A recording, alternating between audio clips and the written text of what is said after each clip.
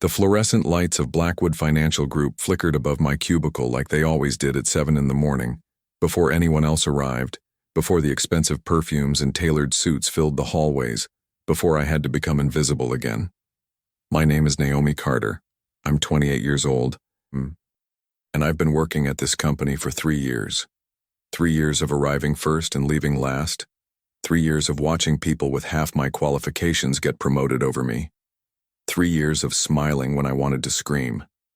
I grew up in Bankhead, on the west side of Atlanta, in a 2-bedroom apartment that my mama somehow made feel like a palace. She worked 2 jobs, cleaning houses during the day, stocking shelves at a grocery store at night, just to keep me in school, just to make sure I had books and a future she never got to have. She died when I was 19, 2 months before I graduated from Georgia State with honors. A heart attack, they said. I knew better. It was exhaustion. It was a lifetime of being treated like she didn't matter. I promised myself I would matter. I got my MBA while working full-time. I taught myself financial analysis, corporate law, investment strategies. I was smarter than most people in this building, and everyone knew it, even if they'd never admit it. The elevator dinged at 8:45.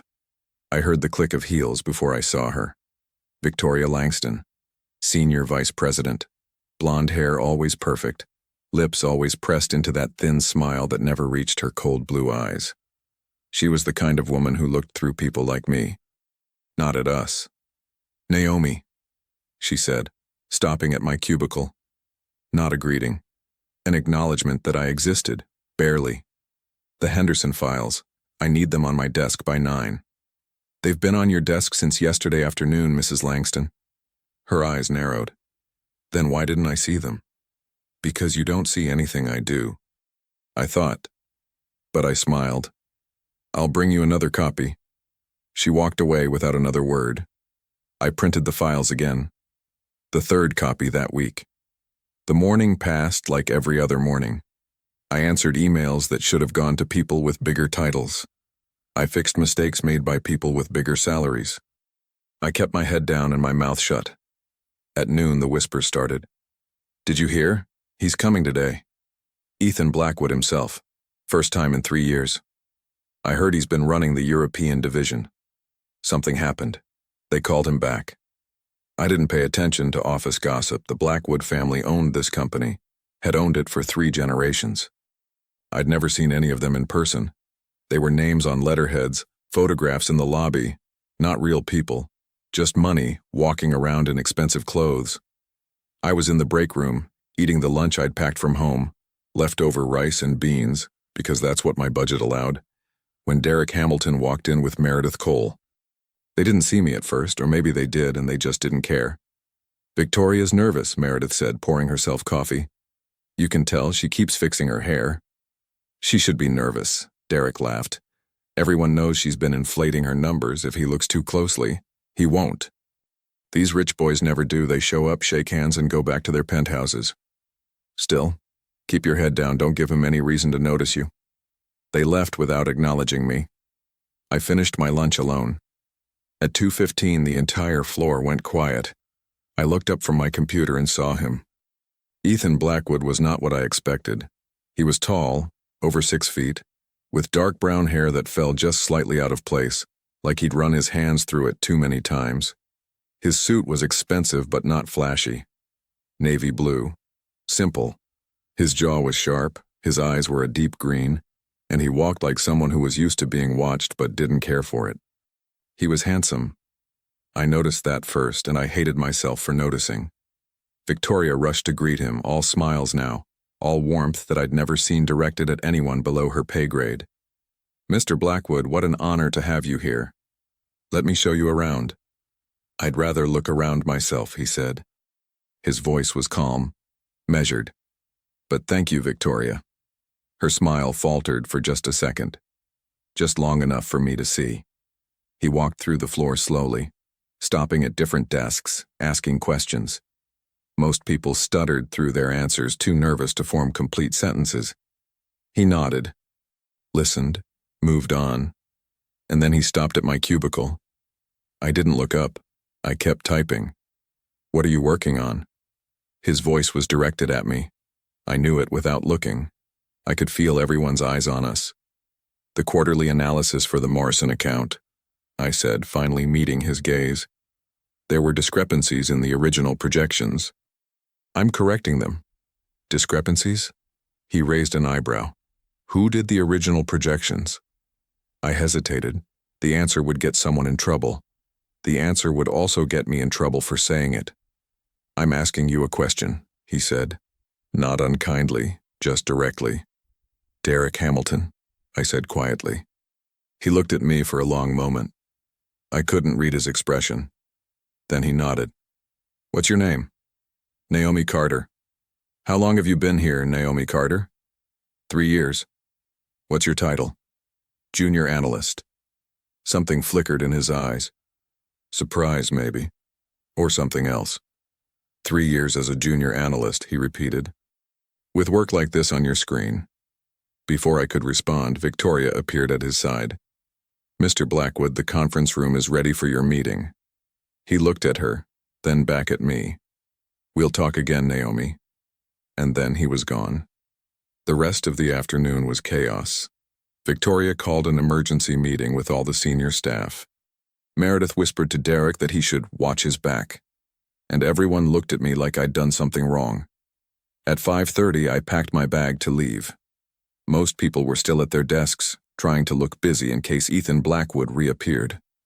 I was waiting for the elevator when I heard footsteps behind me. Ms. Carter. I turned. It was him. You left before I could finish our conversation, he said. My shift ended at 5:30, Mr. Blackwood. He smiled. It was small, almost reluctant, but it transformed his face, made him look younger, more human. Ethan, he said, please. That wouldn't be appropriate. According to whom? I didn't answer. The elevator arrived. I stepped inside. He followed. I looked at your file, he said as the doors closed. You have an MBA from Georgia State. You've corrected more analytical errors in this company than anyone else on record. Your performance reviews are spotless, and yet you've been passed over for promotion 4 times. I stared at the elevator doors. That's correct. Why? I turned to look at him. You're asking me why I've been passed over for promotion? Yes. I almost laughed. Mr. Blackwood, Ethan, you seem like an intelligent man. Look at me. Look at the people who got promoted instead of me. I think you can figure out the answer. The elevator stopped. The doors opened to the lobby. I stepped out. Ms. Carter. I turned back. I'm going to be here for a while, he said. Making changes. I'd like you to be part of that. With all due respect, I've heard promises like that before. This isn't a promise, he said. It's a fact. He held my gaze for a moment longer. Then the elevator doors closed between us. I walked home that night, 45 minutes through streets that got rougher the closer I got to my apartment, replaying every word in my head. I didn't trust him. I couldn't afford to trust anyone in that building. But something in his eyes had been different from the others. Something that looked almost like seeing me. I shook the thought away as I climbed the stairs to my 3rd-floor apartment, past the broken light in the hallway, past Mrs. Johnson's door where I could hear her television through the thin walls. Hope was a luxury I couldn't afford. But that night, for the first time in years, I dreamed of something other than survival. The next 3 weeks changed everything, and nothing. Ethan Blackwood kept his word. He was at the office every day, reviewing files, sitting in on meetings, asking questions that made people squirm. Victoria's perfect smile grew more strained with each passing day. Derek stopped making jokes in the break room. The whole building felt like it was holding its breath, waiting for something to break. And me? I kept working. Same cubicle, same hours, same invisibility. But now there were glances, whispers that stopped when I walked by. A new kind of attention that felt more like surveillance than recognition. What did you tell him? Victoria asked me one morning, appearing at my desk like a bad omen. In the elevator that first day, what did you say? We talked about my work, Mrs. Langston. Your work. She repeated the words like they tasted bitter. You've been here 3 years, Naomi. 3 years of being perfectly adequate. And now suddenly you're having private conversations with the owner. I didn't seek him out. He spoke to me. And what exactly did you say to make him keep speaking to you? I looked up at her, met her eyes directly. I answered his questions honestly. Perhaps you should try it. The color drained from her face. For a moment I thought she might slap me. Instead, she leaned down close enough that I could smell her expensive perfume, close enough that no one else could hear. You think because he noticed you once, you matter now? You don't. You're nobody. And when he leaves, and he will leave, you'll still be nobody. Remember that. She walked away. My hands were shaking, but my face stayed calm. I'd learned a long time ago not to let them see me break. That afternoon, I received an email from Ethan Blackwood himself. My office, 4 p.m., EB. I stared at the message for 10 minutes. Then I went back to work. At 4 p.m., I took the elevator to the top floor, a floor I'd never been to. The doors opened to a space that looked nothing like the rest of the building, all glass and light, with a view of Atlanta's skyline that took my breath away. His assistant, a young white woman who looked at me like I'd wandered in from another planet, led me to his office. Ethan was standing by the window when I entered. He turned when he heard me. "Thank you for coming, Naomi. Please sit." I sat across from his desk. He remained standing. "I've been reviewing Victoria Langston's department for the past few weeks," he said. "Specifically, I've been reviewing who does the actual work versus who takes credit for it." I said nothing. 73% of the error corrections in her department over the past 2 years have come from your desk. 42 reports that were credited to senior analysts were actually completed by you. And somehow, despite all of this, you've received 3 written warnings for attitude problems. I'm aware of my record, Mr. Blackwood. Ethan, he finally sat down across from me. I'd like you to tell me about these attitude problems. They're not attitude problems, they're accuracy problems. I pointed out mistakes. The people who made those mistakes didn't appreciate it. Even when you were right? Especially when I was right. He studied me for a long moment. You're very careful, aren't you? With your words. With your expressions. Like you're always preparing for an attack. In my experience, the attack always comes. And yet you keep working here. I need this job, and I'm good at it. He nodded slowly. I'm restructuring Victoria's department.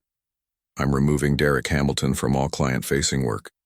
And I'm promoting you to senior financial analyst, effective immediately. You'll report directly to me. The words hit me like a physical blow. I couldn't speak. Your salary will triple, he continued. You'll have an office on this floor, and you'll have full access to any files you need to do your job, including historical records that have been selectively maintained. Why? The word came out before I could stop it. Why me? Why now? He leaned forward. Because you're the most competent person in this building, and everyone who matters has been trying to bury you. Because my company has been hemorrhaging money due to errors that you've been quietly fixing for years. And because I don't like watching talented people be destroyed by mediocre ones. People will talk. People already talk. The question is whether you'll let that stop you. I thought about my mother, about her hands, rough from cleaning other people's houses, about the dreams she'd had that never got to breathe. I won't let anything stop me, I said. For the second time, he smiled that small, reluctant smile. I didn't think you would. The backlash came faster than I expected. By the next morning, half the building had heard the news. By noon, I was the subject of every whispered conversation. And by the end of the day, the theories had started. She must be sleeping with him, I heard Meredith say in the bathroom, not knowing or not caring that I was in one of the stalls. That's the only explanation. I heard she has something on Victoria, another voice answered. Blackmail, maybe. Please, she's not smart enough for blackmail. She's just available. You know how these girls are. I waited until they left. Then I looked at myself in the mirror, at my dark skin, my natural hair pulled back in a neat bun, my simple blouse that I'd ironed 3 times this morning. These girls, I washed my hands and went back to work. My new office was beautiful. Glass walls, a mahogany desk, a view of the city that I still couldn't believe was mine. But the glass walls meant everyone could see me. Everyone could watch. Victoria came to visit on my second day. "Congratulations," she said, standing in my doorway like she owned it. "Quite a rise for someone with your background." "Thank you, Mrs. Langston. Is there something I can help you with?" "I just wanted to welcome you to the executive floor. It's very different up here, different expectations, different standards." She smiled. "I hope you can keep up. I appreciate your concern." She left. I got back to work. The files Ethan had given me access to were a revelation. Years of financial records, contracts, performance reviews, and buried within them, patterns that made my stomach turn. Victoria had been inflating her department's numbers for at least 4 years. Losses had been hidden, redistributed, blamed on junior staff who mysteriously quit or were fired shortly after. Client funds had been mismanaged, and the trail led higher than Victoria, much higher. I documented everything, carefully, quietly, the way I'd learned to do everything. But I wasn't alone in my investigation. Ethan started appearing at my office door at odd hours. Sometimes with questions, sometimes with coffee, sometimes just to talk. "My father built this company from nothing," he told me one evening, sitting across from my desk as the sun set over Atlanta. "He was a hard man, but he was honest. When he died, my mother took over. She's different." "Different how?" "She believes in legacy more than truth, in appearance more than substance. As long as the Blackwood name stays polished, nothing else matters." "And what do you believe in?" He looked at me. "I'm still figuring that out." We talked more than we should have. About work at first, then about books, about music, about the dreams we'd had as children. He told me about growing up wealthy and lonely, about the expectations that had crushed every genuine impulse until he'd fled to Europe just to breathe. I told him about my mother, about Bankhead, about the nights I'd studied by candlelight because we couldn't afford electricity. "You've survived things I can't imagine," he said once. "And you've had opportunities I can't imagine. We're not so different. We both know what it's like to be trapped by circumstances. The difference is, my cage was golden. A cage is still a cage." Something shifted between us that night. Something dangerous. Something I couldn't afford to feel. But when he looked at me, really looked at me like I was the only person in the room, like everything I said mattered, I felt seen in a way I never had before. It terrified me. Cynthia Blackwood arrived 3 weeks later. She was everything I expected. Tall, elegant, blonde hair, perfectly styled. Pearls around her neck that probably cost more than my entire apartment building. She walked through the executive floor like she owned it, which technically she did. And when her eyes landed on me, I watched them turn to ice. "Mother," Ethan said, rising from his chair. "I wasn't expecting you until Thursday. I changed my plans." She didn't look at him. She was still looking at me. "I heard there were changes. I wanted to see them for myself. This is Naomi Carter, our new senior financial analyst. Naomi, my mother, Cynthia Blackwood." I stood and extended my hand. "It's a pleasure to meet you, Mrs. Blackwood." She looked at my hand like I'd offered her something dirty. After a long moment, she gave me the briefest possible handshake. "Ethan tells me you've been very helpful. I do my best." "I'm sure you do." She turned to her son. "We need to talk, privately." They left. Through the glass walls, I watched them argue in Ethan's office. I couldn't hear the words, but I didn't need to. Cynthia's gestures were sharp, accusatory. Ethan's posture was defensive, then defiant. At one point, Cynthia turned and looked directly at me. The hatred in her eyes was unmistakable. I went back to my files. The next morning, I found a note on my desk. No signature, just typed words on plain paper. "You don't belong here. Leave before you get hurt." I put the note in my drawer with the others. 3 in 1 week. All different typewriters. All the same message. Someone didn't want me looking at those financial records, which meant I was getting close. Victoria stopped by that afternoon with a smile that didn't reach her eyes. I heard Cynthia met you yesterday. She was impressed. That's kind of her. You know, Naomi, I've been in this company for 20 years. I've seen a lot of young women come and go. The ambitious ones, the smart ones, the ones who thought they could change things. She paused. They all left eventually. All? Some of them. Well, let's just say they didn't leave quietly. Is that a warning? It's friendly advice. From someone who knows how this world works. And how does this world work, Mrs. Langston? She leaned close. People like you don't win. Not here, not ever. That night, Ethan found me working late on me. You should go home, he said. It's almost midnight. I'm close to something. The financials from 2019, there's a gap. $600,000 that just disappeared. He sat down across from me. Naomi. Something in his voice made me look up. My mother threatened to cut off the company's funding if I don't fire you. The words hung in the air between us. Then fire me, I said quietly. No. Ethan, no. He stood up, paced to the window. I've spent my entire life doing what she wanted, being who she wanted. I came back to Atlanta because I thought I could change things, but I didn't know how. And then I met you. I'm just an analyst. You're the most honest person I've ever met. He turned to face me. You don't lie. You don't manipulate. You just work and care and fight for what's right, even when everyone's trying to tear you down. That's not special. That's survival. It's more than that, and you know it. The air between us felt electric, heavy with everything we weren't saying. This can't happen, I whispered. You and me, it can't. Why not? Because I'm black, because I'm poor, because everyone in this building is waiting for me to fail, and if I let myself feel something for you, they'll use it. They'll destroy everything I've worked for. He moved closer. What if I don't care what they think? You should. Because I do. He stopped. For a long moment, neither of us spoke. I'm not going to fire you, he said finally. And I'm not going to stop feeling what I feel.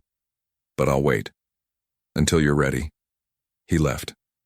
And I sat alone in my office, surrounded by files that proved his family's corruption, fighting against a heart that wanted something it couldn't have. The gala was Cynthia Blackwood's idea, a celebration of Blackwood Financial Group's 50th anniversary, she called it. A chance to honor the company's legacy, its history, its values. Every major client, every board member, every person who mattered in Atlanta's financial world would be there. And I was invited. She wants you there, Ethan explained. She specifically requested your presence. She wants to humiliate me. Probably. But if you don't go, she wins anyway. She gets to tell everyone you were too scared to show up. He was right. I hated that he was right. I spent my entire savings on a dress. Black. Elegant. Simple. I did my hair myself, twisting it into a style my mother used to wear. I looked at myself in the mirror of my tiny bathroom and saw someone I barely recognized. Someone who belonged nowhere. Someone who was about to walk into a room full of people who wanted her to fail. The gala was held at the Blackwood family estate, a mansion north of the city that looked like something out of a movie. Crystal chandeliers, marble floors, waiters in white gloves carrying champagne on silver trays. Everything gleamed with wealth so old it had forgotten what poverty looked like. I arrived alone. Ethan had offered to escort me, but I refused. This was my battle to fight. Cynthia found me within minutes. Naomi. She swept toward me in a gown that cost more than my entire education. How wonderful that you could join us. Doesn't she look lovely, everyone? The circle of white faces around her smiled politely. Their eyes said something different. Thank you for inviting me, Mrs. Blackwood. Of course. We're all family here at Blackwood Financial. Speaking of which, she turned to a distinguished older man beside her. Richard, this is the young woman I was telling you about. The one Ethan is so fond of. Richard's eyes traveled over me slowly, assessing, dismissing. Charming, he said. She came from nothing. You know, Cynthia continued brightly. Pulled herself up by her bootstraps, as they say. Isn't that inspiring? It's so rare to find someone with her background in our circles. I smiled. Mrs. Blackwood is too kind, though I should mention that it's easier to pull yourself up by your bootstraps when someone isn't stepping on them. The smile froze on Cynthia's face. Richard coughed into his champagne. If you'll excuse me, I said pleasantly, I should mingle. I walked away before she could respond. My heart was pounding, but my face stayed calm. The evening continued. I made small talk with clients who looked through me. I answered condescending questions about my journey. I smiled at jokes that weren't funny and comments that were barely veiled insults. And I waited. At 9 p.m., Victoria Langston took the stage. Ladies and gentlemen, thank you all for being here tonight to celebrate 50 years of Blackwood excellence. I slipped away from the crowd and made my way to the estate's private study. The door was locked, but I'd prepared for that. A copied key from the maintenance closet. Hours of planning for this moment. Inside, I found what I was looking for. Cynthia Blackwood's personal files. Not the corporate records. Not the sanitized documents I'd been reviewing at the office. The real files. Handwritten notes, private correspondence, records of transactions that never appeared on any official balance sheet. And there it was. The evidence I'd been searching for. Not just Victoria's fraud. Not just the missing 600,000, but a pattern going back decades. Money laundered through fake subsidiaries, bribes paid to regulators, and at the center of it all, signed authorizations from Cynthia Blackwood herself. Millions of dollars, dozens of crimes. All meticulously documented by a woman who was too arrogant to believe anyone would ever look. I photographed everything, every page, every signature, every damning detail. When I slipped back into the ballroom, Victoria was still speaking. And now, I'd like to invite our chairman emeritus, Mrs. Cynthia Blackwood, to say a few words.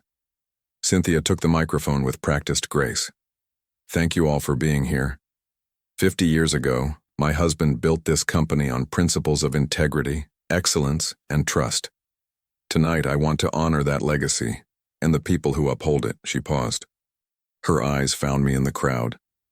But first, I must address something unfortunate. It has come to my attention that one of our newer employees has been spreading rumors, making accusations, trying to undermine the very foundations of our company. The crowd murmured. Everyone turned to look at me. I won't name names, Cynthia continued, but I want to be clear. At Blackwood Financial, we don't tolerate disloyalty. We don't tolerate people who forget their place. And we don't tolerate... Mother. Ethan's voice cut through the room. He was walking toward the stage, his face a mask of controlled fury. Ethan, darling, I'm in the middle of... I know exactly what you're in the middle of. He took the microphone from her hands. Ladies and gentlemen, I apologize for the interruption. But there's something you all need to hear. He looked at me. I nodded. For the past several weeks, I've been conducting an internal investigation into our company's financial practices. What I found? He paused. What I found was fraud. Systematic, deliberate fraud spanning over 20 years. Money laundering, bribery, embezzlement, all traced back to the highest levels of this organization. The room erupted in chaos. Cynthia's face went white. Victoria grabbed a glass of champagne like a lifeline. This investigation was led by Naomi Carter, Ethan continued. A woman who has been systematically targeted, harassed, and threatened for doing her job. A woman who had every reason to walk away but chose to stay and fight for the truth. She is the most capable, most courageous person I have ever met. And she deserves your respect. He turned to his mother. The authorities have already been contacted. The evidence has been submitted. It's over. Cynthia's composure finally cracked. You ungrateful. You would destroy your own family for her? For some... Don't. Ethan's voice was ice. Don't finish that sentence. She's worth more than every person in this room combined, including me. The room was silent. I walked toward the stage. Every eye followed me. Every face was a mixture of shock, outrage, or, in some cases, reluctant respect. I took the microphone from Ethan's hands. My name is Naomi Carter. I grew up in Bankhead, on the west side of Atlanta. My mother cleaned houses for people like you until her heart gave out. I've been called every name you can imagine, been told 1,000 times that I don't belong. And maybe you're right. Maybe I don't belong here. I looked at Cynthia, at Victoria, at all the faces that had looked through me for 3 years. But the truth doesn't care about where you belong. The truth doesn't care about your bloodline or your bank account or the color of your skin. The truth is just true. And the truth is that this company was built on lies, protected by privilege, and exposed by a woman you all tried to break. I set down the microphone. You failed. The aftermath came quickly. Victoria Langston was arrested 3 days later. Cynthia Blackwood was indicted on 17 counts of fraud. The board of directors resigned en masse. And Ethan stayed. He became CEO. His first act was to establish a scholarship fund for students from underserved communities. His second act was to promote me to chief financial officer. You don't have to do this, I told him. People will talk even more now. Let them talk. He took my hand. I'm done hiding, aren't you? I looked at him. This man who had seen me when no one else would, who had risked everything for what was right, who loved me despite every obstacle in our path. I've been hiding my whole life, I said. I think I'm ready to stop. He smiled, that small, reluctant smile that I'd come to love. Then stop. 6 months later, I stood in the lobby of Blackwood Financial Group. The building was the same, but everything else had changed. New leadership, new policies, new faces in the cubicles where I used to sit, a new portrait in the lobby, not of the Blackwood family, but of all the employees who made the company run. Faces of every color, every background, including mine. Ethan came up behind me. Ready for the board meeting? Almost. I turned to face him. I was just remembering. Remembering what? The day I walked in here for my interview, I was terrified. I kept telling myself, just survive. Just make it through. And now? I smiled. Now I'm not trying to survive anymore. I'm living. He kissed me, right there in the lobby, in front of everyone. I let him. Some of the old employees stared, some of the new ones smiled. I didn't care about any of them. For the first time in my life, I wasn't invisible. I was seen, and I had won. Not with violence, not with revenge, not with the weapons they expected. I had won with the truth, with intelligence, with the quiet, unbreakable strength that my mother had given me before she died. As we walked toward the elevator, hand in hand, I thought about her, about the houses she cleaned, about the dreams she never lived. Mama, I thought. I did it. We did it. The elevator doors opened. I stepped inside with the man I loved. In the building I now helped run, in the life I had fought for every single day. The doors closed, and I rose.